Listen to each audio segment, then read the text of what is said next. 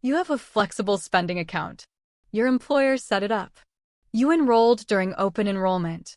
And now you have thousands of dollars sitting in that account, dollars that must be spent before a hard deadline or disappear forever. This content is for educational purposes only. The problem is not the money. The problem is that most Americans have no idea what they are actually allowed to spend it on. They use it for doctor copays and a prescription here and there. And then December arrives, they scramble to spend whatever is left, often on things that do not even qualify, and lose the rest anyway. Every forfeited FSA dollar was already earned, already taxed, and then lost a second time simply because of a knowledge gap. This video is the complete FSA eligible purchase breakdown you should have received the day you enrolled. Every qualifying category, every gray area, every common mistake, and the strategies that keep every dollar working for you before the deadline hits. Before we go into specific purchases, there is a critical foundation that most people skip, and it causes confusion for everything that follows. There is not one type of FSA. There are three. The first is the Healthcare FSA, also called the General Purpose FSA or HCFSA. This is the most common type. It covers the broadest range of medical, dental, vision, and related expenses. When most Americans say FSA, this is what they mean. This video is specifically about this account. The second is the Limited Purpose FSA, or LPFSA. This is designed for people who also have a health savings account. Because having a standard healthcare FSA disqualifies you from contributing to an HSA, the Limited Purpose FSA was created as a solution. It covers only dental and vision expenses, allowing your HSA eligibility to remain intact.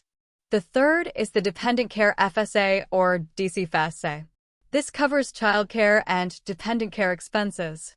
It is an entirely separate category with different rules. The information in this video does not apply to it. Everything from this point forward applies to the Healthcare FSA, the account the majority of American employees have access to through their employer. The 2026 contribution limit for a healthcare FSA is $3,400 per person per employer. This is confirmed by the IRS through Revenue Procedure 2025. If you are married and your spouse has their own healthcare FSA through a separate employer, they can also contribute up to the full $3,400. That means a married household could have up to $6,800 in combined FSA funds available in 2026. Your employer may also offer one of two year-end provisions. The carryover option allows you to carry forward up to $680 in unspent funds into the next plan year. The grace period option gives you an additional 2.5 months after your plan year ends to spend remaining funds. Your employer can offer only one of these, not both. And some employers offer neither. Knowing which applies to your specific plan is essential, and we will cover this in detail shortly. The IRS standard for what qualifies is, expenses must be for the diagnosis, cure, treatment, or prevention of disease, or for the purpose of affecting any structure or function of the body. In practice, this standard produces hundreds of specific line items, some obvious, some surprising. Let us go through the eligible categories, starting with the clearly approved core medical expenses. Copayments and coinsurance for doctor visits qualify. Deductible payments qualify. Urgent care and emergency room visits qualify. Specialist consultations qualify. Hospital costs qualify. Ambulance services qualify. Surgery costs qualify. Lab work qualifies. Blood tests, diagnostic imaging, MRIs, CT scans, and pathology fees all qualify. Prescription medications qualify fully. This includes all maintenance medications for chronic conditions such as blood pressure medications, cholesterol medications, diabetes medications, and thyroid medications. Insulin qualifies. All diabetic supplies qualify, including test strips, lancets, and continuous glucose monitors. Medical devices qualify. Crutches qualify. Walkers qualify. Wheelchairs qualify. Hospital beds for home use qualify. CPAP machines and related supplies qualify. Hearing aids and hearing aid batteries qualify. Physical therapy qualifies when prescribed for a diagnosed condition. Occupational therapy qualifies. Chiropractic services for a diagnosed condition qualify. These are the clearest, most straightforward eligible expenses, the foundation of what your FSA was designed to cover. Beyond core medical, 3 major categories qualify in full, and they represent significant annual spending for most American households. Dental expenses. Preventive cleanings qualify. X-rays qualify. Fillings qualify. Tooth extractions qualify. Root canals qualify. Crowns and bridges qualify. Dentures and partial dentures qualify. Dental implants qualify. Orthodontic treatment, including braces, qualifies for both children and adults. What does not qualify in dental? Teeth whitening treatments, whether in-office or at-home kits. Veneers placed for cosmetic reasons only. The IRS draws a clear distinction between treatment that addresses a medical condition and treatment that exists purely to improve appearance. Vision expenses. Annual eye examinations qualify. Prescription eyeglasses qualify. Prescription sunglasses qualify.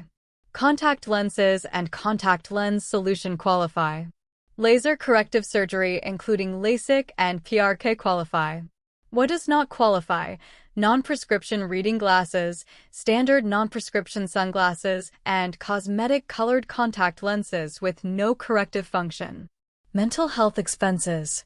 Therapy and psychotherapy with a licensed professional qualify. Psychiatrist visits qualify. Psychological evaluations qualify. Inpatient mental health treatment qualifies. What does not qualify? Life coaching, general stress management programs without a diagnosed underlying condition, and wellness subscription apps not tied to a specific diagnosis. One of the most important expansions to FSA rules in recent history happened in 2020. The CARES Act permanently eliminated the requirement that over-the-counter medications need a doctor's prescription to qualify for FSA reimbursement. This change is permanent, not temporary.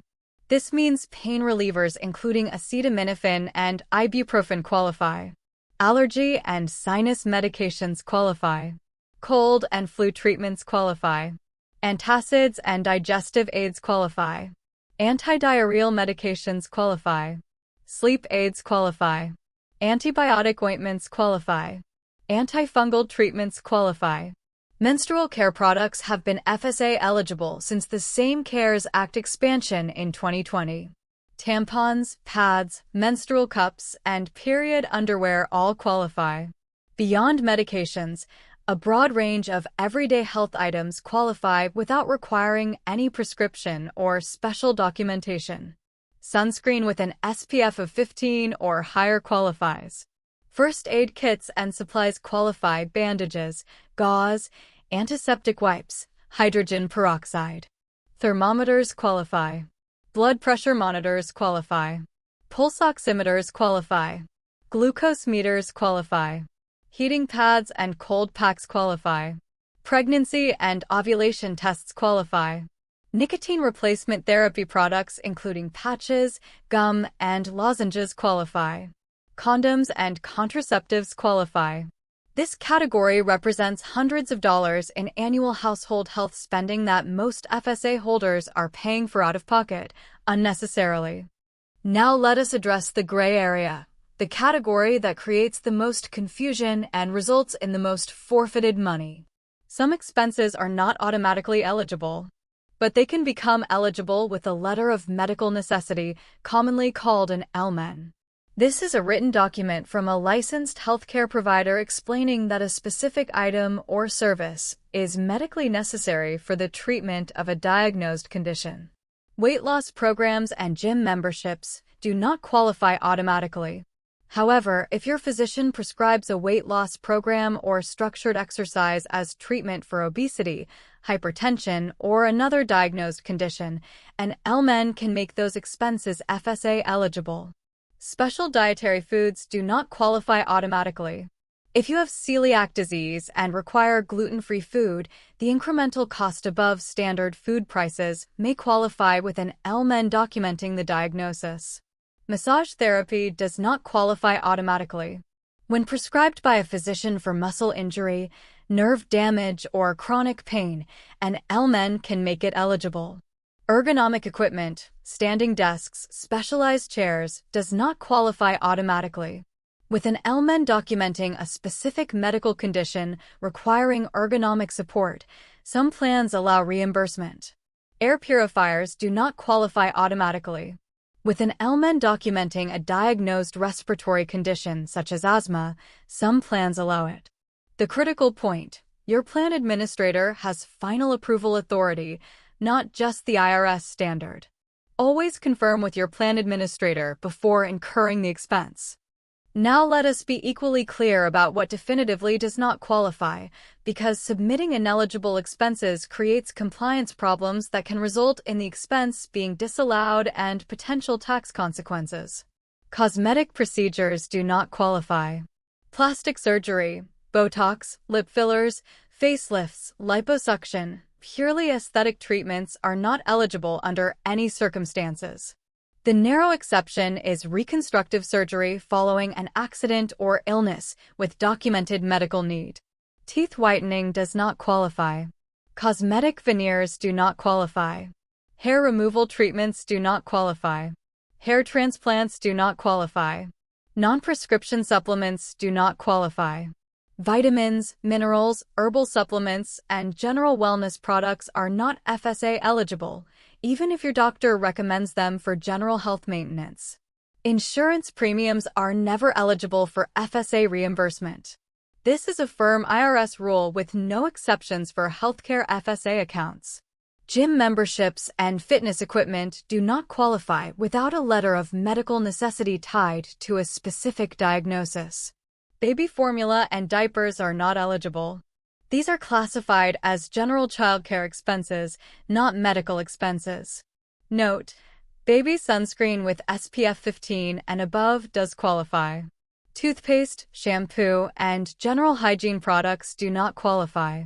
The IRS does not classify routine personal hygiene as medical care. Here is something most FSA account holders never learn, and it changes how you should approach the entire account strategically. Your FSA balance is fully available on the first day of your plan year, not incrementally as you contribute throughout the year. The entire amount you committed to contributing at open enrollment is accessible from day one. Here is what that means practically. Suppose you enrolled in January and committed to contributing $3,400 over the course of the year. On January 1st, your full $3,400 is available to spend, even though you have only contributed one paycheck worth at that point. If you need major dental work in January, you can pay for all of it with your FSA immediately. You then continue contributing throughout the year to replenish the account. This is an interest-free advance from your employer on your annual commitment. No other financial account works this way. There is an important flip side to understand. If you leave your job before contributing the full amount you have already spent, your employer generally cannot recover FSA funds already reimbursed from your future paychecks.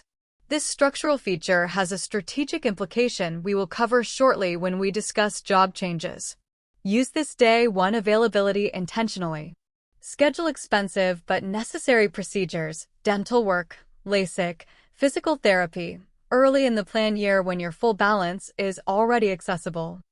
Understanding your plan's year-end deadline structure is one of the most important things you can do to protect your FSA balance. There are 3 possible structures and your employer can only offer one of them. The first is the hard deadline. Under this structure, any unspent funds remaining in your account on December 31st are forfeited completely. No extension. No rollover. This is the most common structure and the one that results in the most lost money among American FSA holders. The second is the grace period. Your employer extends your spending window by 2.5 months. Instead of December 31st, you have until March 15th of the following year to spend funds from the previous plan year. This gives you significant additional flexibility for year-end balances. The third is the carryover. Your employer allows up to $680 of unspent funds to roll into the following plan year. These funds survive into the next year's balance and are available alongside your new contributions. Your employer can offer only one of these three options, the grace period or the carryover. Not both. And some employers offer neither. This information is in your plan documents.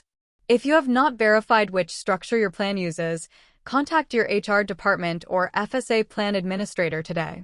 Knowing this one fact prevents hundreds of dollars in unnecessary forfeiture every single year. Let us cover the most costly mistakes FSA account holders make, because awareness prevents every one of them. The first mistake is underutilizing eligible categories. Most Americans only use their FSA for doctor copays and prescriptions. The full eligible list is dramatically broader, and most of the missed categories involve everyday purchases they are already making out of pocket. The second mistake is ignoring over-the-counter medications since 2020.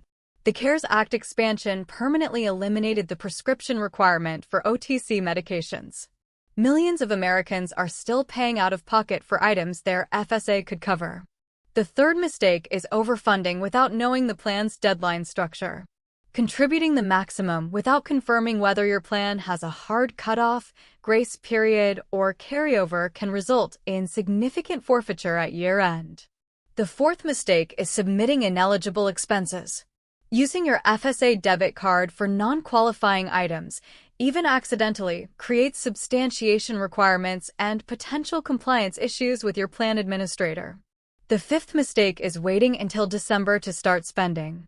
Panic spending in the final weeks of the plan year leads to buying things you do not need and sometimes still losing funds. The sixth mistake is not getting a letter of medical necessity when it could unlock additional eligible expenses. Many Americans have qualifying diagnoses that could expand their eligible expense list significantly, but they never ask their doctor. Each of these mistakes compounds annually. The FSA user who avoids them consistently saves hundreds to thousands of dollars more per year than the average account holder. Now let us walk through how to actually access your FSA funds, because knowing what qualifies is only half the equation. Knowing how to get reimbursed successfully is the other half. There are two primary methods for using FSA funds. The first is the FSA debit card. Most employer plans issue a debit card linked directly to your FSA balance. When you use this card at an eligible merchant, a pharmacy, a doctor's office, a vision center, the transaction is automatically processed against your balance. No additional documentation is required in most cases because the merchant system is configured to process only eligible items. However, the FSA debit card is not perfect. If you use it at a general retailer such as a grocery store or large retail chain, the card may process mixed transactions where some items qualify and others do not. Plan administrators typically require receipts to substantiate any transaction that cannot be automatically verified as eligible. If you fail to provide documentation when requested, your administrator may require repayment or deactivate your card. The second method is manual reimbursement. You pay for an eligible expense out of pocket, save the receipt, and submit a reimbursement claim to your FSA administrator. Most administrators now have mobile apps and online portals where you can photograph receipts and submit claims digitally. Processing times typically range from 3 to 10 business days. The documentation rule is consistent for both methods. Keep every receipt. Keep every explanation of benefits from your insurer. Keep every prescription label. FSA expenses must be substantiated. You must be able to prove the expense was for an eligible medical purpose. Let us look at the actual tax math, because understanding the real dollar impact of an FSA makes the strategic value concrete rather than abstract. FSA contributions are deducted from your gross pay before federal income tax, state income tax in most states, and FICA taxes are calculated. FICA includes both Social Security and Medicare taxes. This combination creates a triple tax reduction on every dollar contributed. Here is a specific example using 2026 numbers at $60,000 annual income. At $60,000, your federal income tax bracket is 22%. Your FICA tax rate is 7.65%. Using a conservative 5% state income tax, your total marginal rate on FSA contributions is approximately 34.65%. On a full $3,400 FSA contribution, the math works out as follows. Federal tax saved $748. FICA tax saved $260. State tax saved approximately $170. Total annual tax savings approximately $1,178. Stated differently, you receive $3,400 in medical spending power, but the real out-of-pocket cost to you is approximately $2,222. The government effectively subsidizes over $1,000 of your annual medical expenses simply because you used an account your employer already offered. For higher income earners, the savings are greater. At $90,000 annual income in the 24% federal bracket, the same contribution generates approximately $1,240 in annual tax savings. This content is for educational purposes only. Tax outcomes vary by individual circumstance and state. Always consult a qualified tax professional. Now let us address one of the most important and least discussed FSA scenarios. What happens when you change jobs or lose your job during the plan year? The fundamental difference here between FSA and HSA is critical. An HSA belongs to you permanently. Change jobs, retire, leave the workforce. Your HSA balance stays with you indefinitely. An FSA is different. A healthcare FSA is administered by your employer.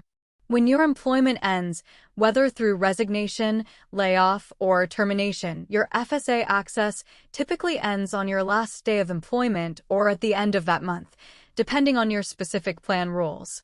This creates a strategic consideration tied to the front-loaded balance structure we discussed earlier.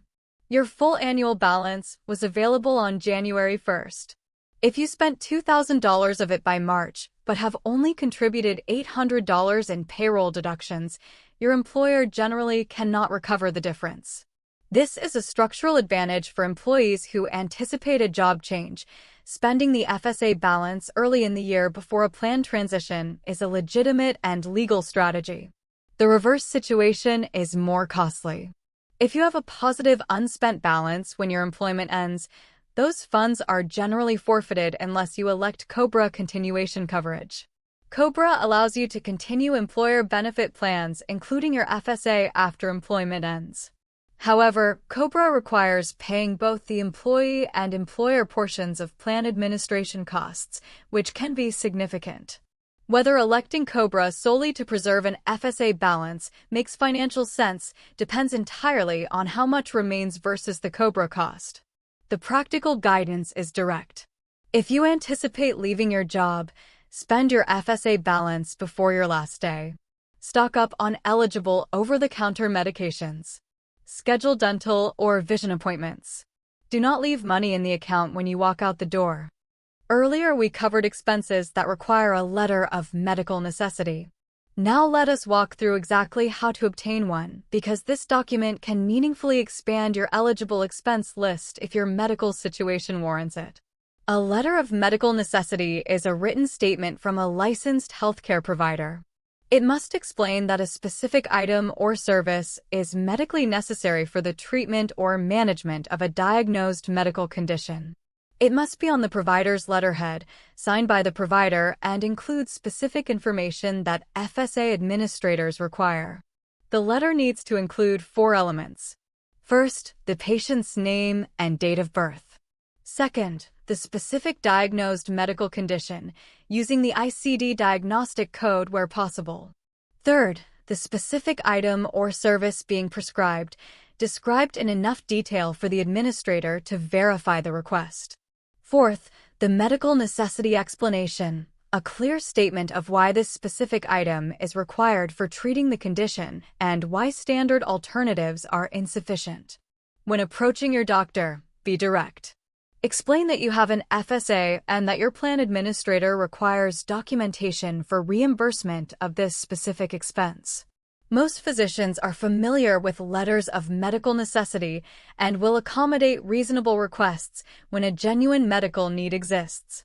One critical point: an LMN does not guarantee FSA approval. Your plan administrator makes the final determination for your specific plan. Some administrators are more conservative than others. Always confirm eligibility with your plan administrator before incurring the expense. Get that confirmation in writing if possible. Now let us bring everything together into a practical framework you can apply starting at your next open enrollment. Step 1 is accurate contribution estimation. Before open enrollment closes, calculate your predictable medical expenses for the coming year. Add up expected prescription costs across 12 months. Include 2 dental cleanings plus any anticipated procedures. Add 1 vision exam and contact lenses or glasses if applicable. Estimate your typical copayment frequency for doctor visits. Add a buffer of $200 to $300 for unplanned expenses. Then contribute slightly below your total estimate. It is better to slightly underfund than to forfeit. Step 2 is front-loading awareness. Know your plan year start date. Schedule expensive but necessary procedures, dental work, LASIK, physical therapy, new glasses, early in the plan year when your full balance is already available. Do not wait until the fourth quarter to begin serious spending. Step 3 is ongoing tracking. Check your FSA balance every month. Most administrators have apps or online portals that take 30 seconds to review. Set a recurring calendar reminder for the first of each month. Track your remaining balance and remaining plan year days side by side. The FSA holders who lose money at year-end are almost always the ones who stopped paying attention in February. Step 4 is year-end management. As your plan year deadline approaches, review your remaining balance against your deadline structure. If you have unspent funds, build a spending list of eligible items you actually need and will use. Over-the-counter medications you take regularly. First aid supplies. A blood pressure monitor. Prescription refills. Sunscreen. The goal is not to spend for the sake of spending. It is to replace out-of-pocket purchases you would have made anyway with FSA dollars before the deadline. Step 5 is annual review. The FSA eligible expense list is not static. The IRS updates guidelines. Legislation changes eligibility, as the CARES Act did in 2020. Review IRS Publication 502 at the start of each plan year to confirm your expense list is current. Let us close with the 6 things you now know that most Americans with FSA accounts do not. The Healthcare FSA 2026 limit is $3,400, and your full balance is available on day 1. Eligible expenses cover medical, dental, vision, mental health, OTC medications, and a broad range of everyday health items. OTC medications no longer require a prescription to qualify. This is a permanent change since 2020. A letter of medical necessity from your doctor can unlock additional eligible expenses, including gym programs, massage therapy, and ergonomic equipment. Your deadline structure, hard cutoff, grace period, or carryover must be confirmed with your plan administrator. Submitting ineligible claims creates compliance risk. Know the list before you submit. Used passively, a healthcare FSA saves you a modest amount on taxes each year. Used strategically, with full knowledge of what qualifies, when to spend, how to claim, and how to protect your balance, it eliminates hundreds to thousands of dollars in after-tax medical spending every single year. That difference is not created by an investment. It is not created by taking on risk. It is created simply by understanding the rules of an account your employer already set up for you. Always review IRS Publication 502 for the complete and current official list of eligible expenses. Confirm specific expense questions with your plan administrator before submitting claims. This content is for educational purposes only. Tax outcomes vary by individual circumstance, state of residence, and filing status. Always consult a qualified tax or financial professional before making financial decisions. If this breakdown gave you clarity on a financial system you already have access to, subscribe to Gold Cipher, where serious money begins.